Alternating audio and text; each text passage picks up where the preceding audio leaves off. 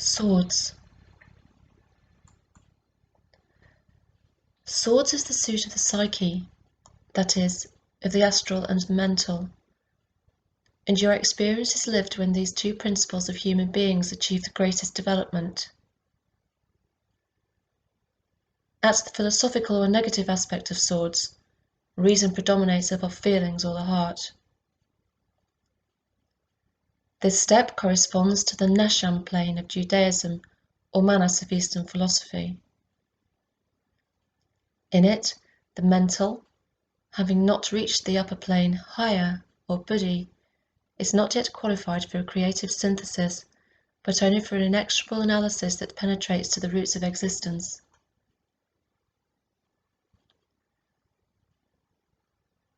The disciple, initiated in the hidden and magical aspects of coins, already has a high degree of knowledge of his or her personality. Having developed the psychic centers and magical abilities, and having obtained a certain power about the astral world and its environment, they became able to create new forms and transform existing ones. Their activity is entirely governed by their personal will, which totally dominates the world of desires and emotions. She achieved the maximum development of personality. However, simultaneously with these achievements, arose in their heart a dissatisfaction with the achieved, a depreciation of world values that until now provided so much contentment. Doubts about one's usefulness do that. One starts to aspire to something different and higher, becoming aware of the existence of a light that permeates the world and wanting to discover its nature and its source. One hopes to be able to meet God face to face, to understand the human being and one's internal I, the reflection of God.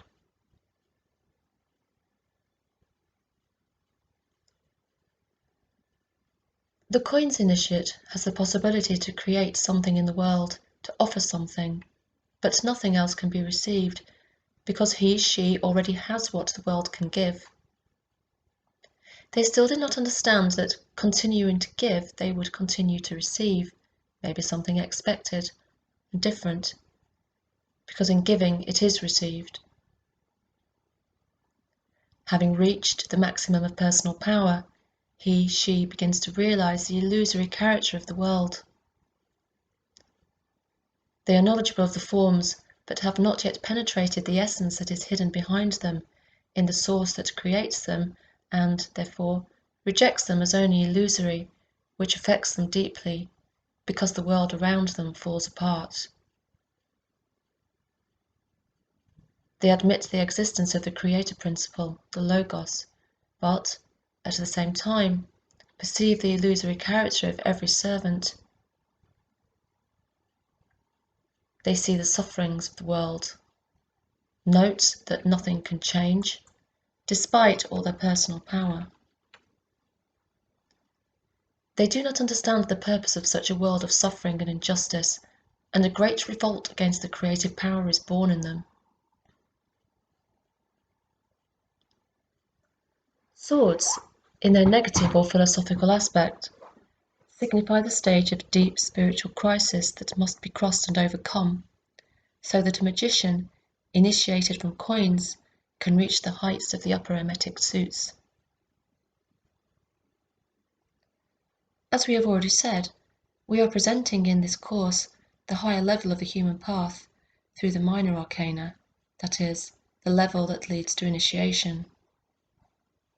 However, in many people's lives, there are the same steps at lower levels, and they also need to be overcome so that evolution can progress.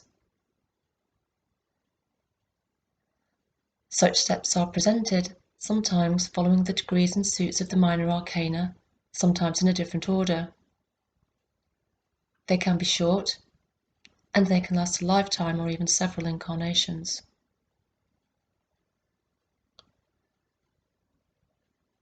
Spiritual progress, most of the time, follows a spiral line, returning the person to the same stages but at a higher level.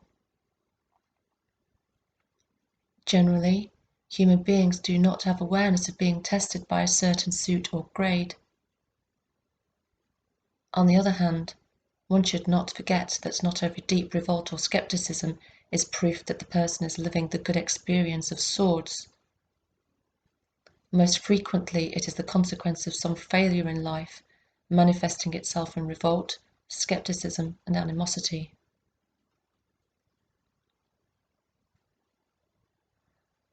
Many people consider themselves atheists because their intellect rejects the exoteric presentation of God, or because they are experiencing a painful crisis.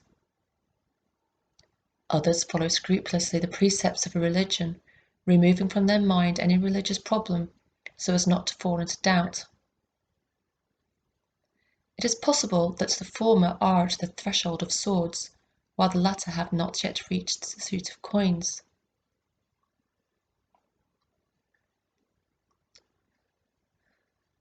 The negative aspect of swords is the source of almost all religious myths.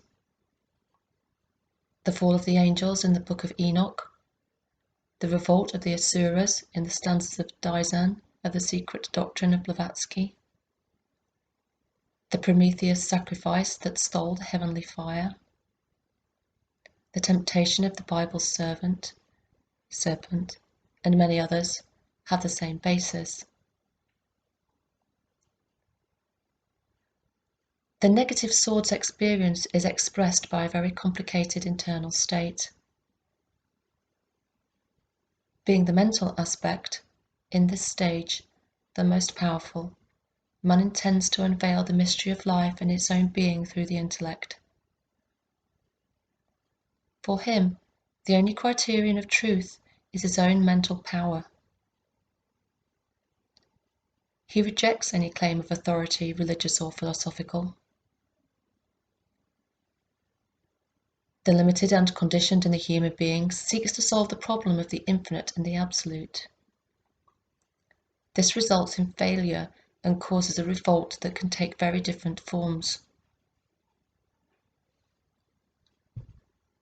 This revolt and the active struggle against the creator principle of the manifested world are gradually transformed into a search for the cause of causes and absolute values, that is, in a search for God.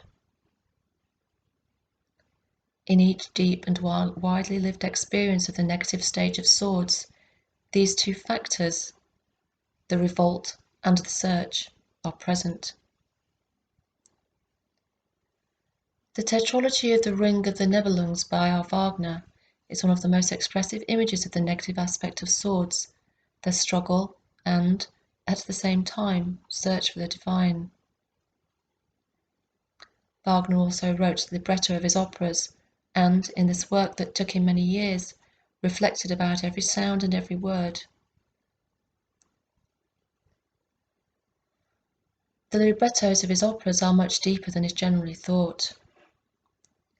It is a mystery, and not just a theatrical cycle.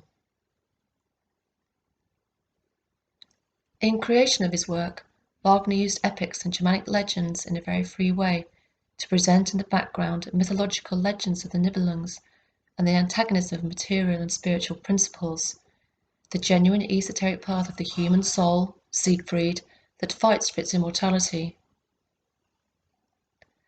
At one point, Siegfried, to be able to unite to his divine principle, Brunhilde, must disobey the creative power, Wotan, and break with his sword the spear of Wotan, a symbol of the laws established in the world. The sense of this symbolism is that in his evolution, on the way to the union with the higher I, the human being must reject everything that was achieved during the coin stage and advance solitarily, regardless of any law or order, without the assistance of heaven, without an authoritative conductor, obeying only their internal criteria, refusing any limitation, and even fighting against upper interdiction. It is the path of incessant struggle, provocation by internal loneliness and desolation. In this darkness, man needs to find the right direction and follow it to the end. If you lack the will to take it further, you may fall into the spiritual doldrums, into complete negativity or despair, from which there will be no way out. Aware of this danger, all the founders of the exoteric religions prohibit the knowledge of good and evil, hide the heavenly fire, and prevent this shortcut to a set of laws punishing disobedience. These protective measures have their reason for being and were established for the vast majority of human beings who need to rely on the magic force of forms and authorities in order to evolve, that is, to carry out harmonization, the personality. For this majority, the absence of support points would result in internal helplessness. There are few who have overcome the need for such support, and that, without falling into the internal void, are able to rise into a genuine spirituality, following the painful path of swords, because suffering is the essence of this stage. However, without Golgotha, there would be no resurrection.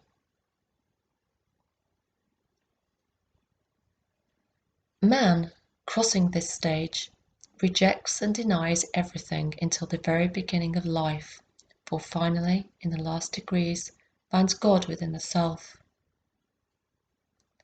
Progressively it frees itself not only from the illusions of the physical world and of the astral plane, but also of the last illusion, that of the principle who, in himself, denied everything. In the minor arcana, this path is symbolically presented as an ascent through the Sephirothic system of swords, that is, the progressive sublimation of consciousness as the disciple rises from Malkuth to the Kheta.